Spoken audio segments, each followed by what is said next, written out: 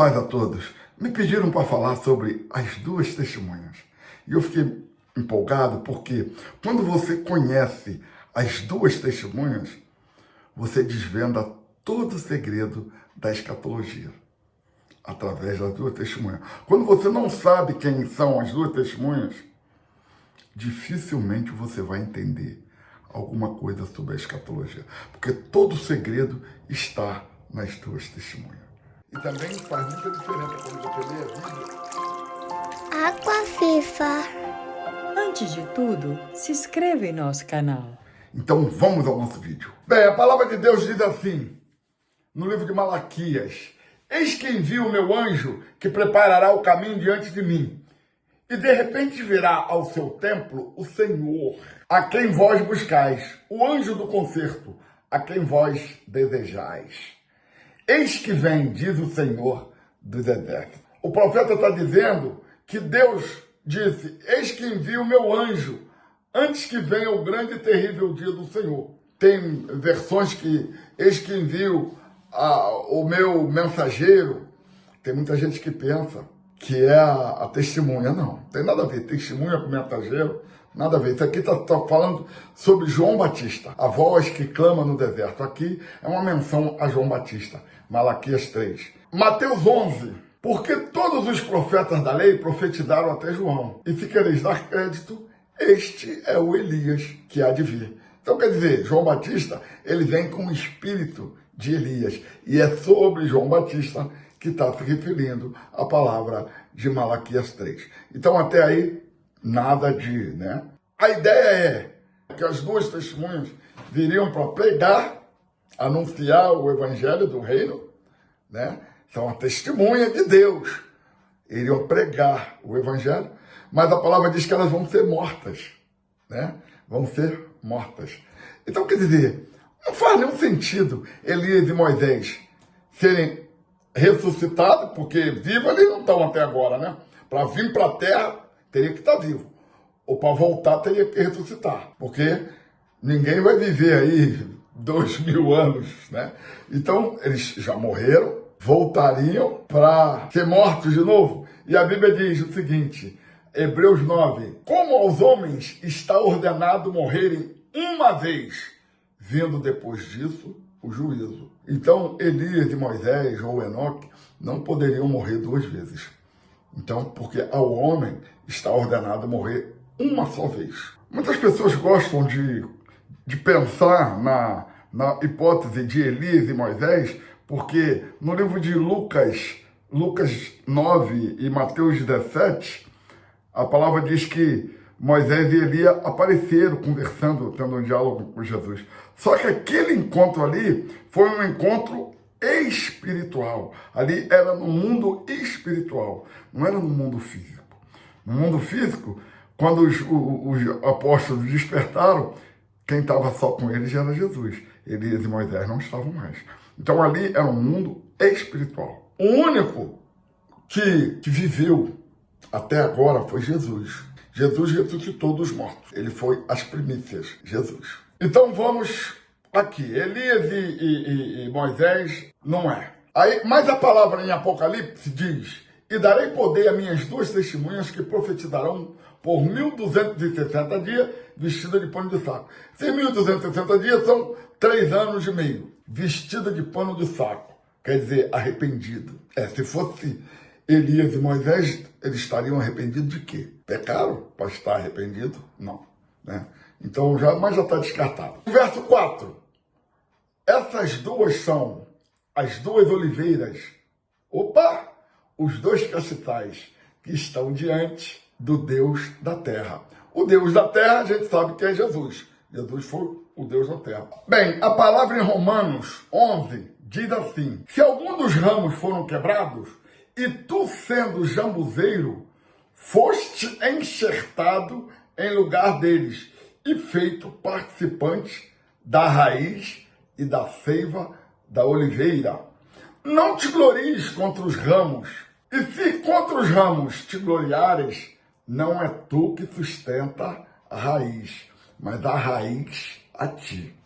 Então, meus irmãos, aqui nós vemos que Tu sendo jambuzeiros, quer dizer, Paulo está falando essa palavra para nós, os gentios. Então, eles são oliveira verdadeira e nós somos enxertados nele. Somos ligados neles, no povo de Israel. Então, nós somos jambuzeiros e eles são oliveira. Então, são as duas oliveiras. Oliveira brava, que são nós, os gentios, e eles, oliveira verdadeira, que é o povo de Israel. Já achei duas oliveiras.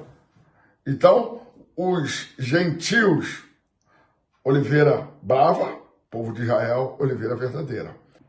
Depois ele até continua, dirás, pois, os ramos foram quebrados para que eu fosse enxertado. Está bem, pela sua incredulidade foram quebrados. E tu estás em pé pela fé. Aquilo que eu falei, pela fé. Né? Então, não te ensoberbeças, mas teme. Tem muita gente que não está temendo. Tem muita gente que está soberbo. Né? Sou salvo, sou isso, sou aquilo, pela graça, tal. Soberba. Não te ensoberbeça, mas teme. É o conselho que Paulo está dando. Amém? Então, oliveira brava e oliveira verdadeira. Oliveira brava somos nós, os gentios. Oliveira verdadeira, o povo de Israel. No livro de Apocalipse 1, verso 13, João teve uma visão e no meio de 7 castiçais, um semelhante ao Filho do Homem, vestido até os pés com a veste comprida, cingido pelo peito com um cinto de ouro. Esse é Jesus. Mas o interessante é que ele está no meio de 7 castiçais. Esses 7 castiçais significa as 7 igrejas. Jesus está com 7 estrelas. Verso 16. Ele tinha à sua destra 7 estrelas.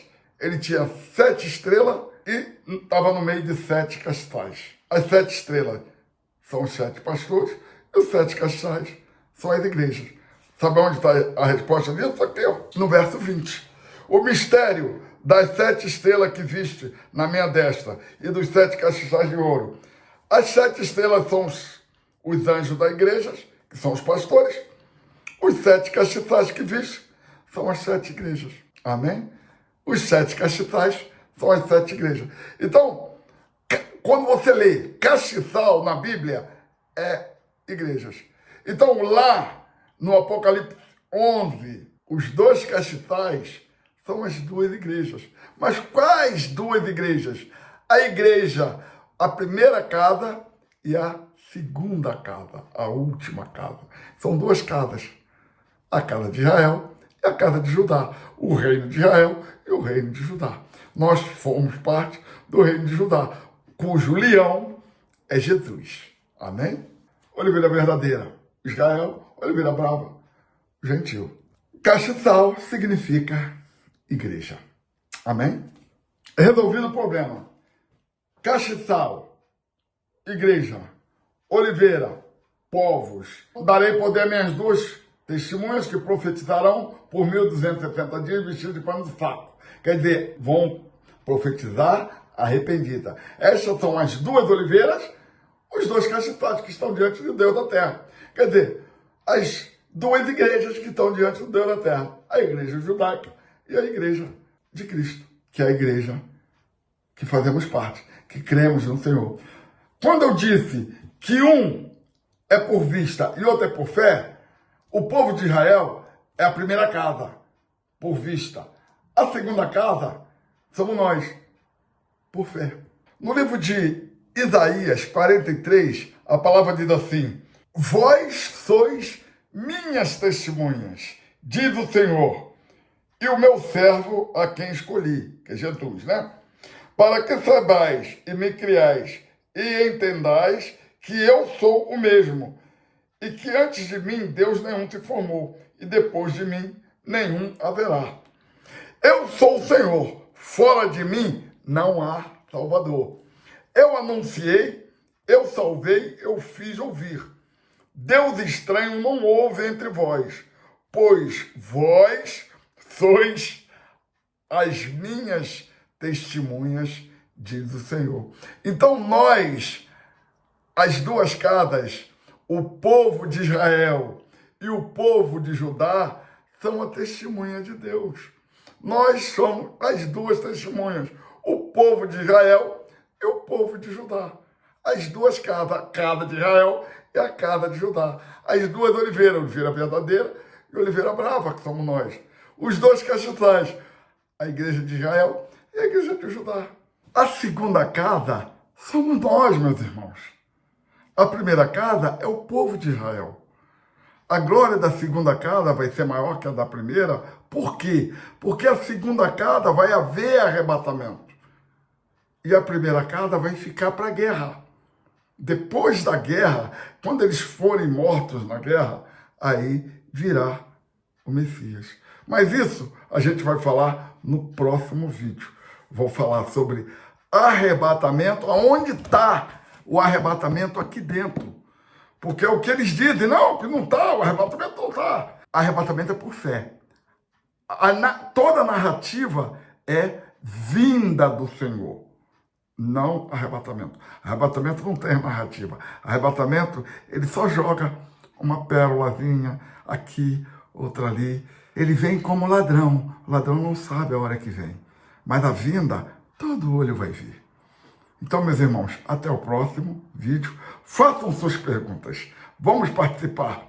Vamos entender o que está aqui. Vamos entender o que está nesse livro, que é muito importante. Deus abençoe a todos. Se inscreva no canal e participe com a gente.